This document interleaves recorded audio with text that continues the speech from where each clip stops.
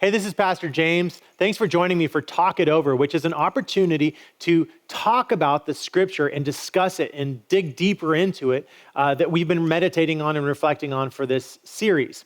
Now, the premise of this week's conversation is simple, that it's one thing to know about somebody, and it's another thing to really know them, to actually understand them. One thing to know the facts and ideas and data points of their life, but it's another thing to really understand their heart.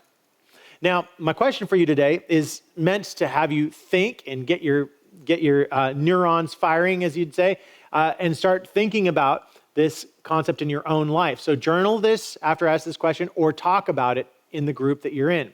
So what's the difference between knowing about Jesus and knowing Jesus? Now, after I've asked the question, pause it, discuss or journal, and then we'll resume and we'll do the same thing with each scripture and question moving forward, okay? Great. So that got you kind of into the story that Jesus is inviting us into now. And this is a story that happens in the Gospel of John. Jesus has snuck into a festival that's happening in Jerusalem with millions of people there. And he starts teaching at the temple, and people gather around him. And he's starting to gain more and more notoriety. People who've never met him are just wild about him. And the authorities of the temple are very threatened. So they send some thugs to go and arrest Jesus. You can read about this in John 7, and I encourage you to. It's an amazing story that happens there of Jesus's journeys through Jerusalem and the teachings that he gives. Well, at the end of the festival, it says this happened in John 7:37. On the last and most important day of the festival, Jesus stood up and shouted, "All who are thirsty should come to me. All who believe in me should drink. As the scripture said concerning me, rivers of living water will flow out from within him." Okay, so he screams this, and then thugs are like, this guy is the real deal. They go back to the chief priest and said, "We didn't arrest him. We were overcome by him." And the chief priest didn't like that at all. This is what happened. What you're about to read is what happened the very next day when Jesus went back to the temple to preach and teach again. Read it in John chapter 8, verse 2. And please always use a pen or some kind of tool to take notes while you're reading the Bible. As God is speaking to you during these times, I really want you to pay attention to what God might be saying to you or what ideas or questions you might have as you read along. Now, this is what God spoke to me as I was reading this scripture, and it's simple. These people are sitting in community. So the first thing we can do to recognize and get to know Jesus rather than just know about him is that we can sit in community and learn from Jesus because he loves to teach us. He loves spending time with us, and he loves for us to truly know his heart and not just know about him. Now, here's a question for you that I want you to think about in your life. What's a community experience that you've had where you've learned about Jesus? Okay, it's simple, but there might be a prominent one that you can really think, there was a moment in my life where I learned something about Jesus sitting in community as I reflected on his word or as I was spending time in a small group or at a church service or something like that. So reflect on that. And if you're journaling, I'd like to write a paragraph or a couple paragraphs about that.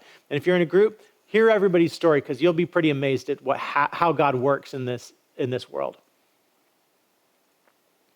Okay, now I want you to read John chapter 8, verse 3 through 6.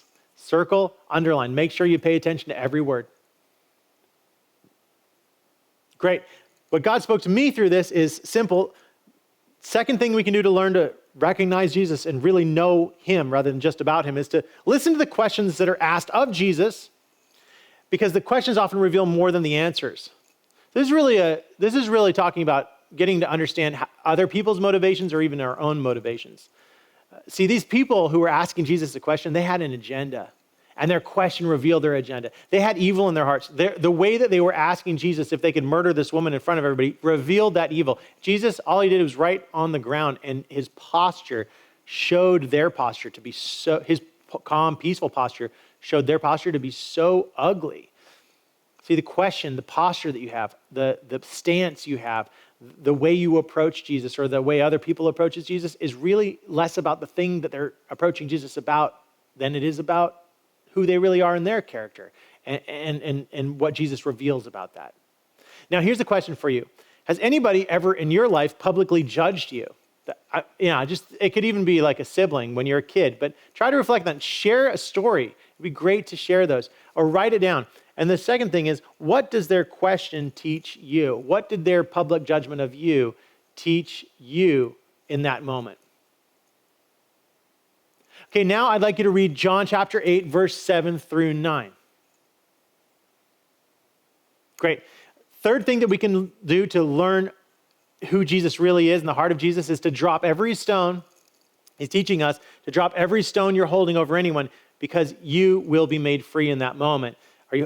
My question is, what stones have you held on to in your life? And have you let go of them? If so, what was it like to let go of them? Share as much as you feel comfortable and as much as God opens your heart to share. Now read John chapter 8, verse 9 through 11. Okay, this is the fourth thing that we can learn from the scripture today.